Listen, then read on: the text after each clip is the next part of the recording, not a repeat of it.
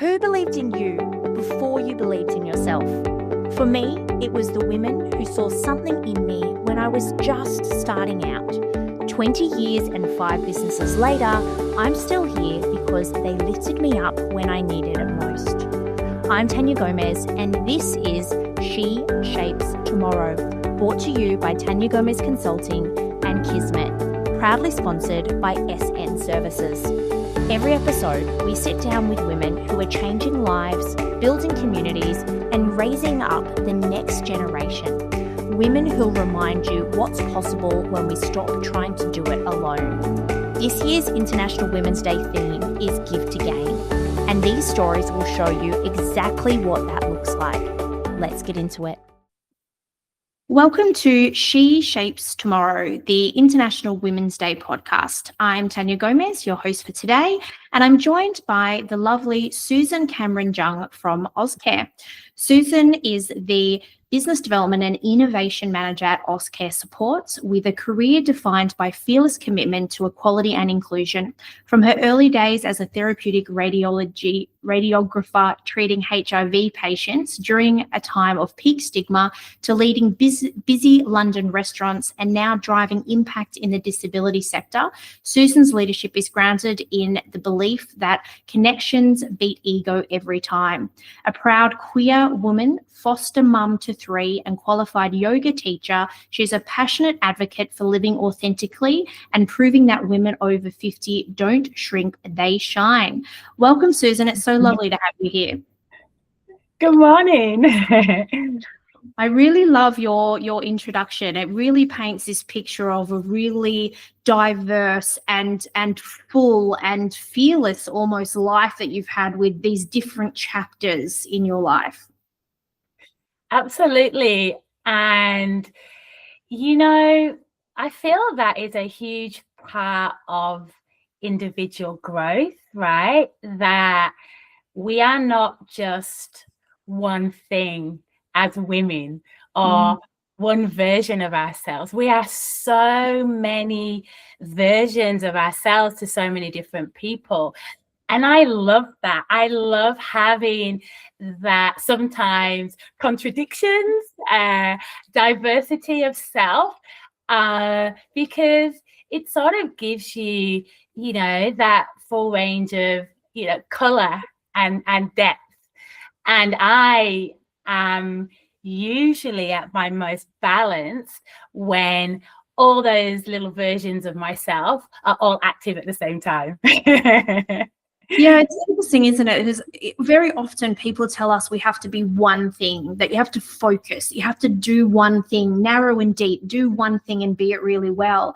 But I wear so many hats in a day as a woman, and even like doing this podcast series, people have said to me, "Well, why would you even do International Women's Day at all? You're not wouldn't that be a business coach that would do that?" And I was like, "Well, it's actually my 20th year of being a business woman, and I'm very passionate about business women in general. And why not? Why would I not do that? Just because in my day job I help with compliance, which might not be that, but I work with women, and I'm in a sector that's always been in sectors that are heavily women focused. So yeah, it's interesting that I think somewhere along the lines people see it as a weakness if you're like a jack of all trades, master of none. But I really feel as women we have to be jacks of all trades, because we have to be the mother, the wife, the provider, the business leader. And then in different areas you are, in your example of being a yoga teacher, that's something completely different. And I think, this diverse richness in women is what makes us be able to give back. Amazing. Yeah, exactly. So I wanted to start by talking about some moments that really created who you are as a person. Starting back with your early career as a radiographer, and you told me that you were told not to touch HIV patients that you were treating, but you still chose to hold their hands anyway. When you look back at that young woman standing up for prejudice, how did those moments of thank you set the compass for the leader you are today? It's interesting because when I was doing the reflection piece to prepare for this podcast, you sort of, think about the different times in your life that have shaped you as a leader or shifted a mindset. And that memory came up. I haven't thought about that for a very long time. I was, in my early 20s, I was a therapeutic radiographer, so treating cancer patients. And at that time, we would treat HIV patients with Kaposi's sarcoma, which when medication has changed now significantly, but back in the day, especially patients that had HIV would get really big red marks all over their body, which would then add to the stigma. And so radiotherapy could actually fade those red marks. So it was definitely a method that was used back in the day to help with the treatment of HIV. But as you say, yes, very much, 30 years ago, time of stigma. And that memory came back to me because it was such an impactful moment. You've got this human being sitting in this very clinical treatment room, therapeutic radiography. There's big machines, they're called linear accelerators. It's a bit space age, it's a bit scary. And here the senior radiographer was just treating this person with so much disrespect, but just not even disrespect, just like they weren't a person. Yeah. It was almost like there was a disease sitting in the room. Mm-hmm. And let's not think that there's a person who's suffering with that disease. It was and Tania, I just, there was no way I was just gonna stand back and see that person upset, and that person needed so much comfort, and there was nobody there for them in that moment. And so I just reached out. And as even I knew at that time, you couldn't catch HIV by holding someone's hand. Yeah. And it was just, subconsciously, because I think at that time, definitely a subconscious shift. Excuse me. But it was, I am never going to allow anyone to be treated like that in my presence. It's just, it's not right. Mm. And reflecting and thinking back, I think that really shaped my, some of my core values, even around who I am as a person, not just as a leader, is around connection. Connection first, lead later.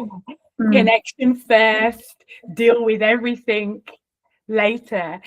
And that just really cemented for me. I was just coming out of that time as well, so I wasn't all that confident in the LGBTQIA plus space, but this sort of underlying motivation that I have around inclusion and real inclusion and best practice and how I can be a role model in that space. Yeah, it started from that small moment of me going, we are all the same, Tania. I am, yes, a qualified yoga teacher. For those who know me well, I'm definitely a bit of a hippie. And I really, truly believe in energetical transference and energy and connection. And every day, one of my yoga mantras after every class is the light that lies within me sees and acknowledges the light that is within you. We are all the same. Yeah. And so I've just always been in that space, regardless of cultural background or identity or sexuality or external. You connect with the human, you connect with the person inside, and it's always just felt the right thing to do, Tania, without overthinking it in every moment. It's just a big part of you know, that ripple effect of how you treat people, and how you connect with people. And yes, it started all the way back then in that first moment. Yeah, it's funny. I resonate so much with that. It really reminded me of the first child I ever worked with disability, and he had cerebral palsy. I started working childcare when I was 17, and I was probably 18, 19 when I had met him. His mum does let me speak about him, so I'm allowed to use his name. His name was Mohammed, and he was at the childcare centre I was at. And the only reason I started working with him was that every other childcare worker treated him like they were going to catch his disability.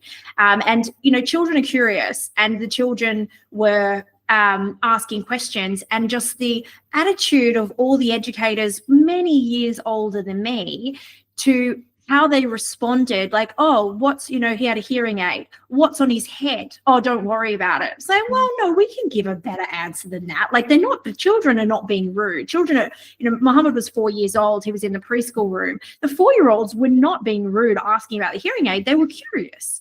But I had to use it as a teachable moment, and I had to go and learn what cerebral palsy was, and I had to go and, I went and studied what autism was, because we had 2 little children with autism at the time that also the other educators just treated like, terribly.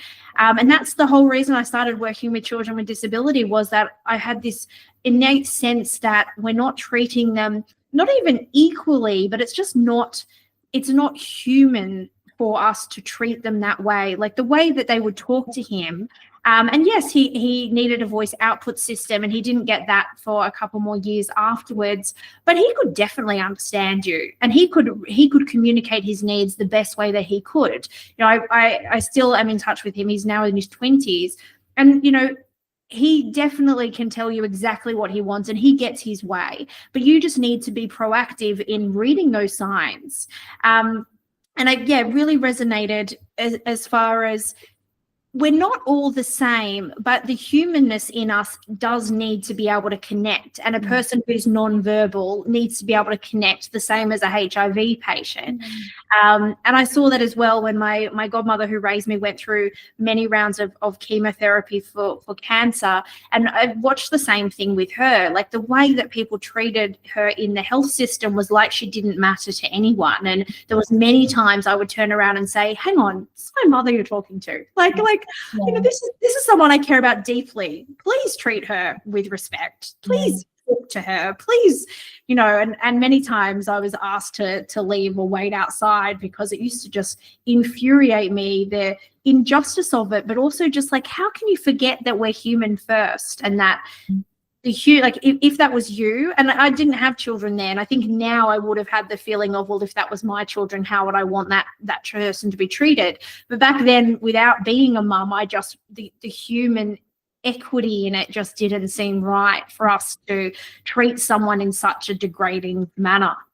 And I think it's important to remember that not everybody thinks like this, right?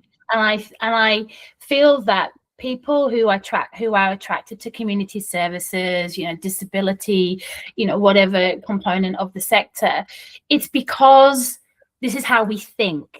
And I think it's really important to acknowledge, because not everybody does.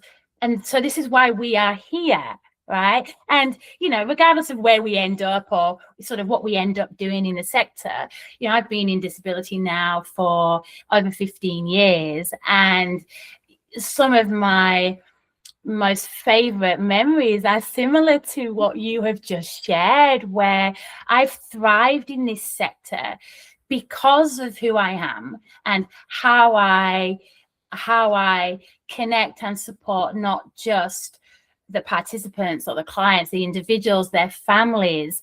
And it makes a huge difference. Families, you are humbled when you are welcomed into families' lives, supporting their children, their partner, their siblings.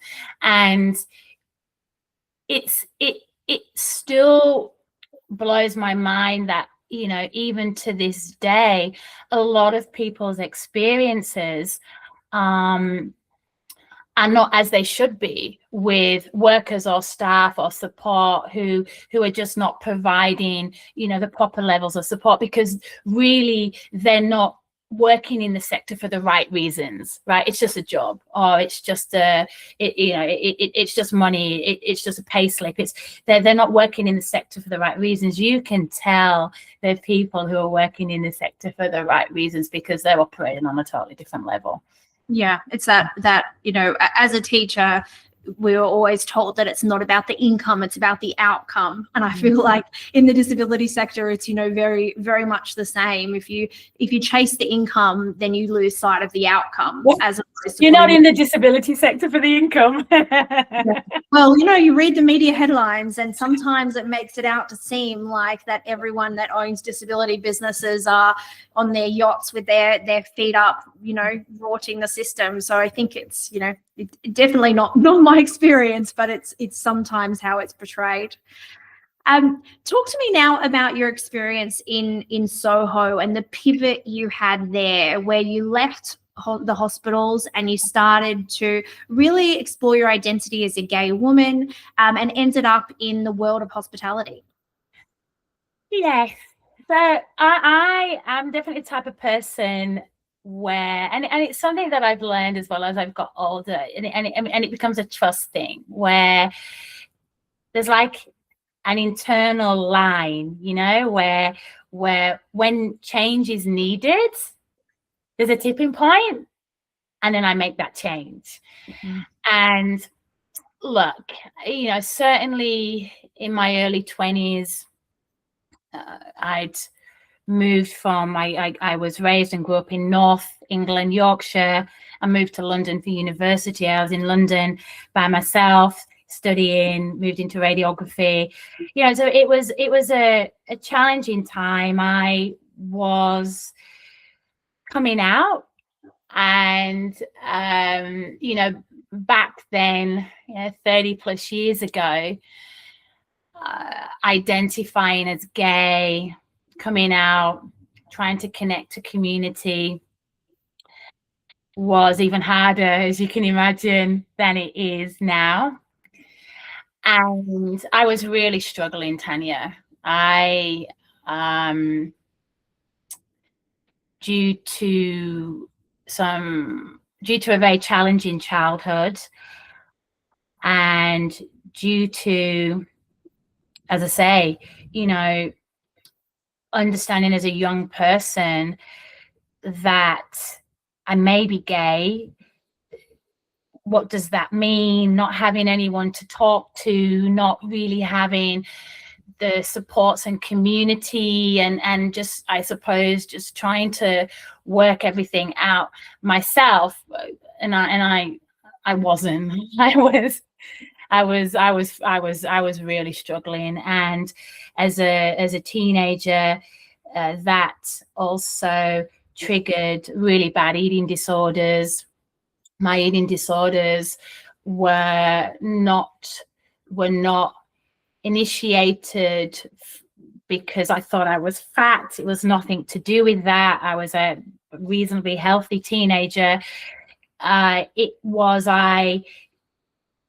felt that so many things were out of my control. The only thing that I could control was what I chose to put in my mouth or what I chose to not put in my mouth. And my sexuality was so confusing and so scary that the anorexia reared its ugly head, because it was a way that I just wanted to reduce myself and numb and shut everything down.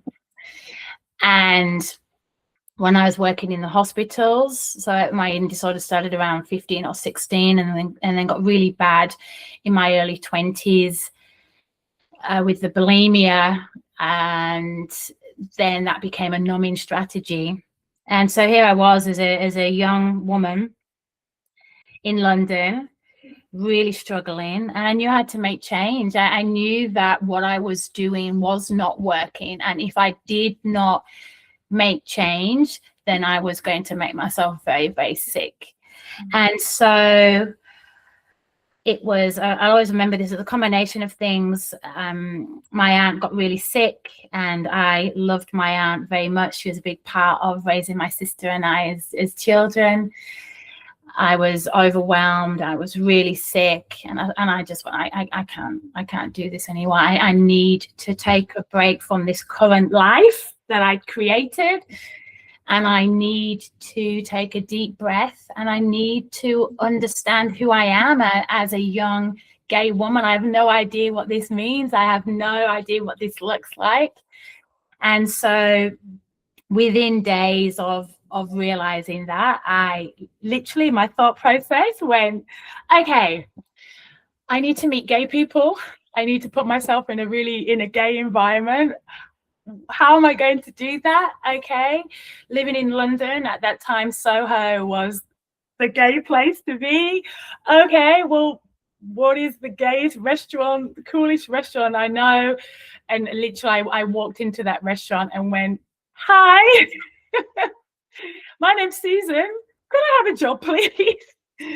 And then, you know, that moment, and I love this, because, you know, those moments in your life that change your trajectory, you know, it's those small moments, right, where you make a decision and you either walk through the door on the left, you continue walking straight on, or you walk through the door on the right, and then it completely changes everything. And so I then started my journey over the next couple of years of just really understanding what it meant, understanding my sexuality, understanding my identity, understanding who I was, and not being scared, not hiding it, not pushing it down, not numbing everything, Tanya. I had numbed myself for so long. I didn't know how it felt to just be out and me, and so that was the start of my journey. And it's interesting because, you know, coming out in London in a very gay environment, my external environment was actually quite welcoming, right? I'd put myself in an environment that was gay, so of course they're going to embrace a young gay woman coming out and discovering herself. And yet the challenge was my internal journey around not being ashamed of who I was, and that took time. So that was a significant shift for me. And again, a big part of some of my core memories and core foundations, which again, as I've grown older and I have now been out and proud for a very long time and in leadership roles, again, I have this sort of inert sense of needing and wanting to help others who I can see perhaps are having similar struggles because of what I went through. I can connect and have that level of empathy around that. So, you know, as a female leader, as a woman, as a mother, as a wife, as a partner, you are at your most grounded and confident when you are authentic and not hiding any version of yourself. Yeah.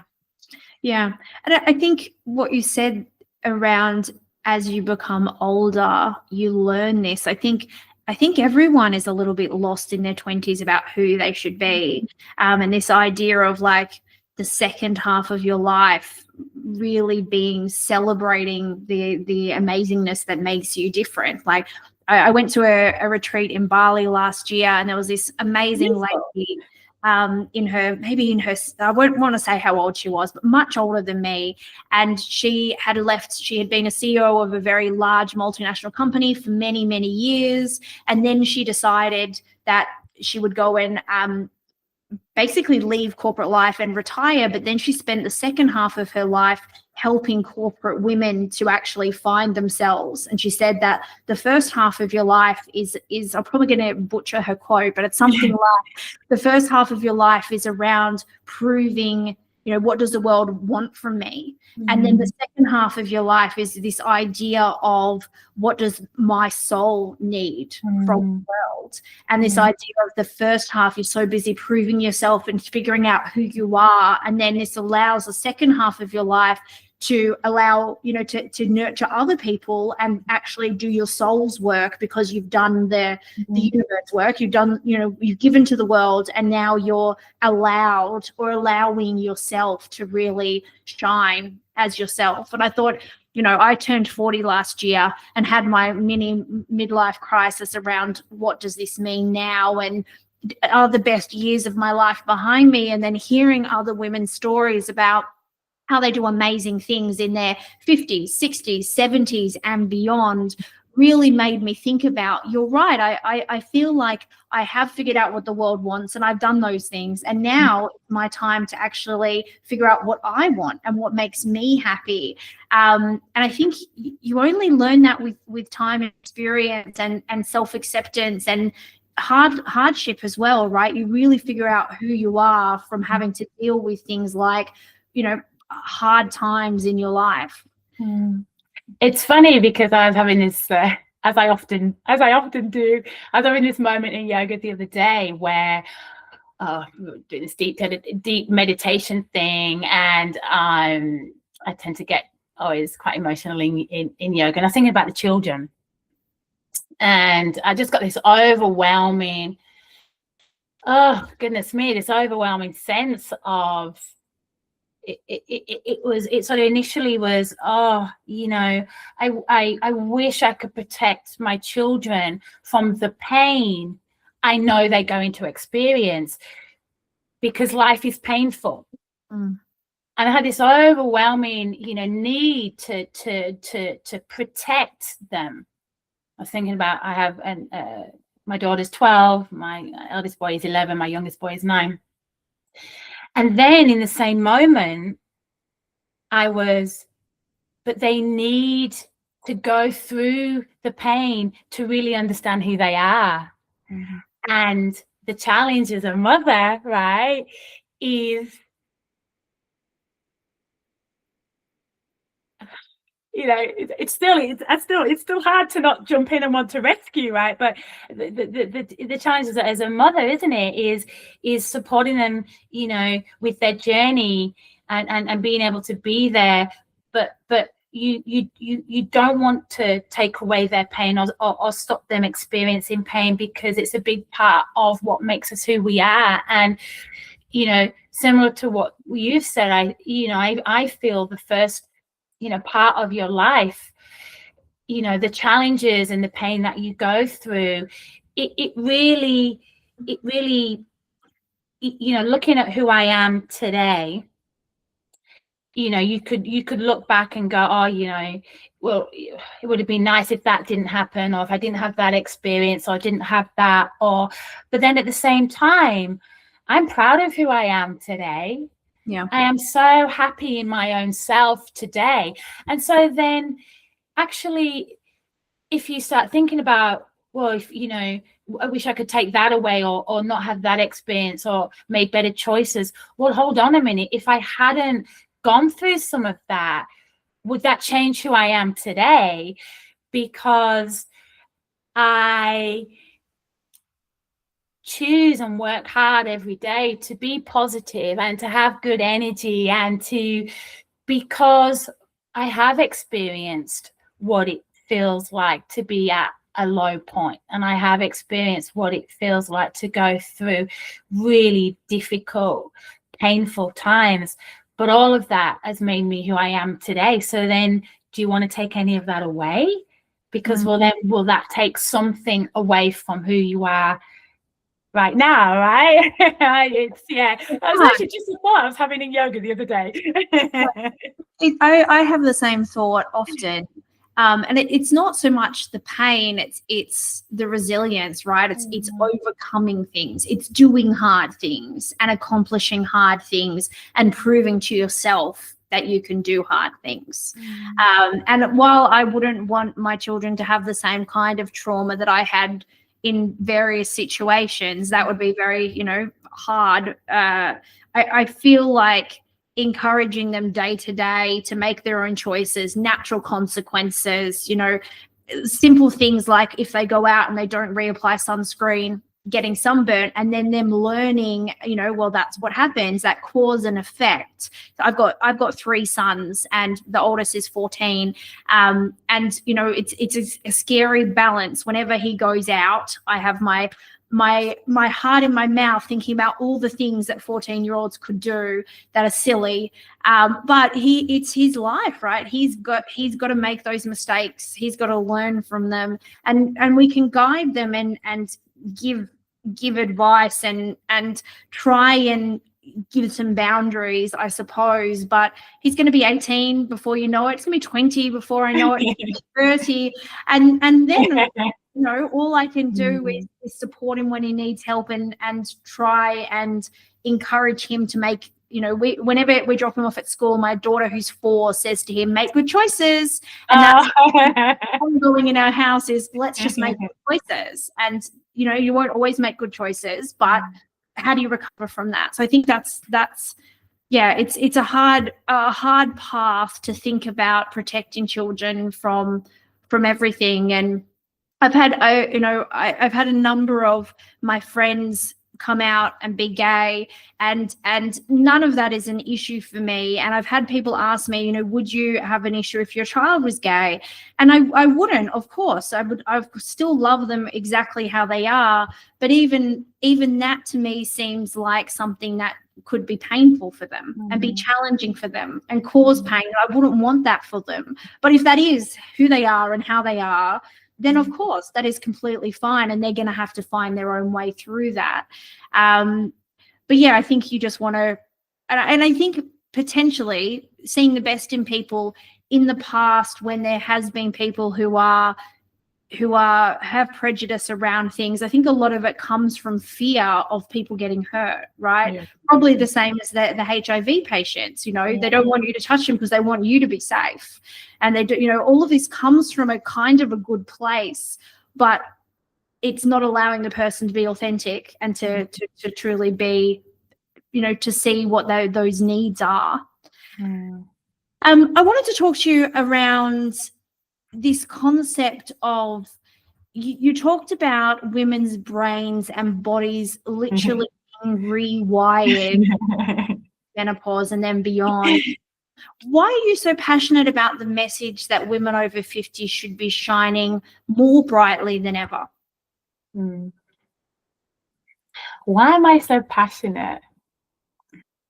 I think we're fortunate now that culture is definitely changing. There's a lot more education and awareness now of some of the challenges and the incredible things that women, as early as their early 40s, even some women start going through perimenopause in their late 30s. And there's a lot more education now around actually what is physically, from a science and a biology lens happening to women's bodies and to their brains. And I'm very passionate about this because for me, it also weaves into, that sort of, that whole understanding of passionate, emotive, strong female leaders as women. And certainly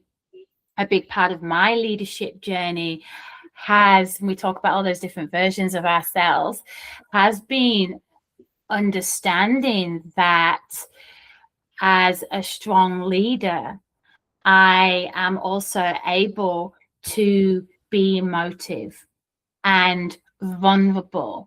And that is not weakness. in actual fact, that is a hell of a lot of strength to be able to be vulnerable and transparent and honest and have difficult conversations. By being able to do that as a woman, you then give other women around you permission to do the same. And there's so much strength in that. And women, you know, in their late 40s, in their late 50s, we are rocking it. We are amazing with what we are going through, with what we are juggling, family life, our professional lives, and physically what is happening to our bodies and our brains. It is incredible what we are doing, and culture is shifting, but still there is this mindset that women of a certain age become less than and not seen anymore, because their worth as a woman decreases because now they're not able to have children, or now they are menopausal or postmenopausal. Now there is a massive shift happening in culture around that. But I feel, and certainly as a 50-year-old woman, and you know, and even today, you know, even preparing for this, I was like, you know, again, should I talk to the fact that I'm 50? Because, you know, maybe if I don't, I could probably get away with being 40. You look amazing. You definitely don't look 50. But you know, it's I turned 50 last year in April, so this year I'll be turning 51. And, you know, for whatever reason, I just felt this even stronger motivation to be more of a role model for women my age. Yeah. I am juggling since I became a foster mum to my 3 children. We've been a forever family now for nearly 7 years.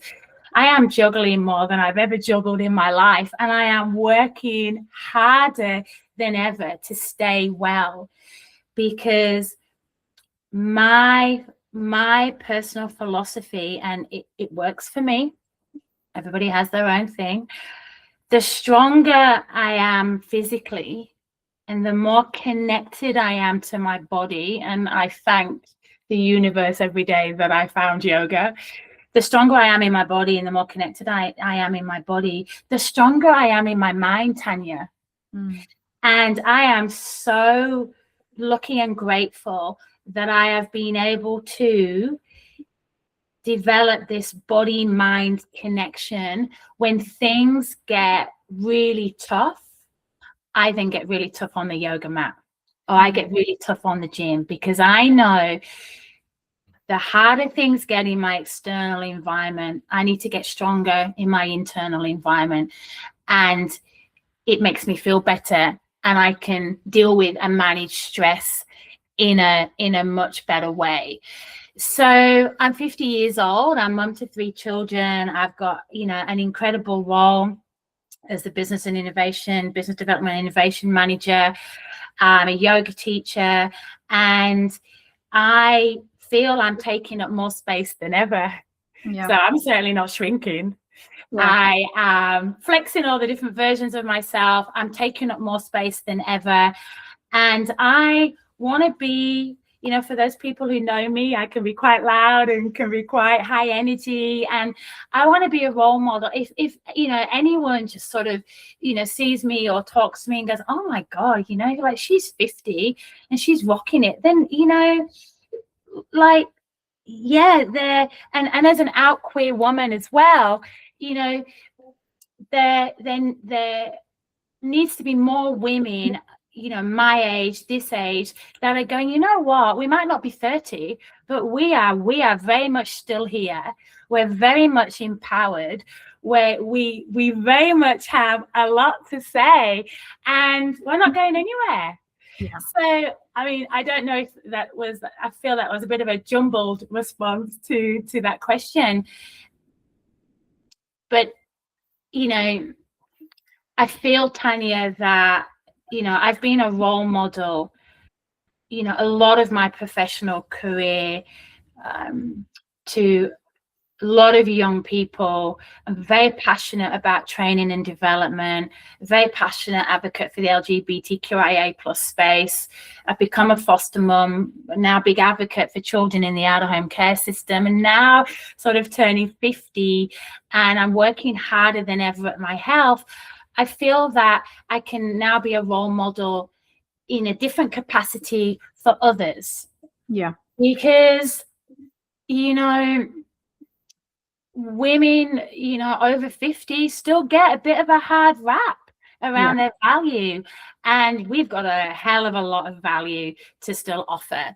And if I can lead conversation in this, then how amazing is that? Yeah, I agree. I think having women at all stages of life as role models is really important. And like personally for me, I started in business 20 years ago this year, and I was always young as far as, you know, in the rooms. I was 21 when I started my first business, and was always in rooms with older women, and it really was older women that really helped me at every different stage. And you know, I don't think I ever put an age on it, but they were always just women older than me. They knew more than me, and I had some experiences with women who weren't so nice, but the majority of women who were older than me in leadership positions were all so excited to have another woman who that they could, you know, help and support and shine the light for. And I think that's been a really huge part of my success, is just the older women, both personally and professionally. And in my circle of friends, I have friends that, you know, the same age as me that went to school with me, that are my lifelong best friends. But I've got, you know, from mothers group and from school mum groups, I've got such a beautiful group of mums who are all a little bit older than me, you know, 5 to 10 years older than me, who are so inspirational as far as what they're achieving in their home lives, in their careers.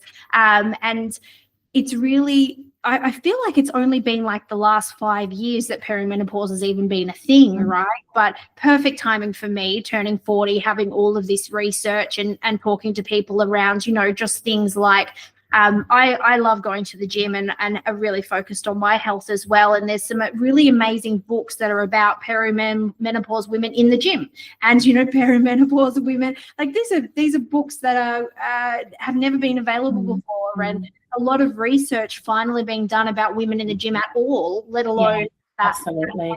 Tania, I have unfortunately a lot of friends who have really struggled with their mental health during the perimenopause phase. Really struggled. I've lost a number of people I know to suicide over the last few years. Now, was that to do with some of their challenges before perimenopause? Did many perimenopause, you know, make those challenges worse? You know, who knows? But there are a lot of women who are struggling, and they think they're going crazy. They think there is something wrong with them, and don't know how to ask for help. There's shame, and they hide it. And the change that is happening now within our culture around more education and more information, and what you can do to make some of these symptoms and some of these challenges that you're going through easier. There's so much you can do. It's now so much readily available, but there are so many women, Tania, who are still hiding how they're feeling, hiding their mental health, hiding how they're struggling, and it's really impactful. So, you know, again, when I was thinking about this podcast, I was thinking, you know, is this a topic to bring up in this podcast? It is, because the more we are talking about it and the more we are normalizing some of the challenges women are going through, the more questions can be asked and the more solutions people can be assisted to find. Yeah, absolutely. Now, the International Women's Day theme for 2026 is Give to Gain. What does Give to Gain mean to you in the context of your life? Yeah. Well, as I as I mentioned a bit earlier, I am a bit of a hippie, and so energetically, energetical transference around, what you give, you gain, and karma, and it's just a big part of just sort of my energy and what I do and how I interact with people. The biggest gift to gain experience that I've had to date was and has been becoming a foster mum. Of course, the gift of being able to help 3 children and make them feel safe and loved and give them the same opportunities as other children who are not in the out-of-home care system. And of course, the gain from that was to gain a family, right? I've always wanted a family. I've always wanted to foster, to adopt children. This is what I've always wanted to do. But what I wasn't expecting is how much I've gained from being a mum, right? We talk about, success as a professional woman, so many levels, business success, whether or not that's, monetary success or the size of your business or national, global, but the success that you have being a leader to your own family and fostering children in the out-of-home care system is not an easy space to be in. I wish it was just about raising 3 children. You have to navigate the system, working with caseworkers and case managers and birth families. It's a very complex space. It's probably one of the most challenging things I've done, as well as one of the most amazing things. But what I've gained from this, Tania, is I've learned more about myself in the last 7 years than throughout my whole professional career. And I've done a lot of study and a lot of life coaching and a lot of different things. And I have learned more about myself as a mother to these 3 children. And what I have gained as a mother to these 3 children is something that I was not expecting. And so, I feel so deeply on purpose and connected to my purpose, raising 3 children, fostering children. And what they've given me is such a sense of purpose, right? Because a lot of us struggle at times to stay connected to purpose, right? And sometimes I have felt in the past my biggest challenges have been when I don't know what I'm doing. Like, What is this all for? What is my purpose? What am I here to do? And I know it sounds all a bit, sort of, but being the foster mum to these 3 children has given me a connection to purpose now, that regardless of what else happens in my professional life, in my personal life, in my external, I am so connected to purpose. And so I'm sort of, that's going to take me through, right? That's going to carry me through.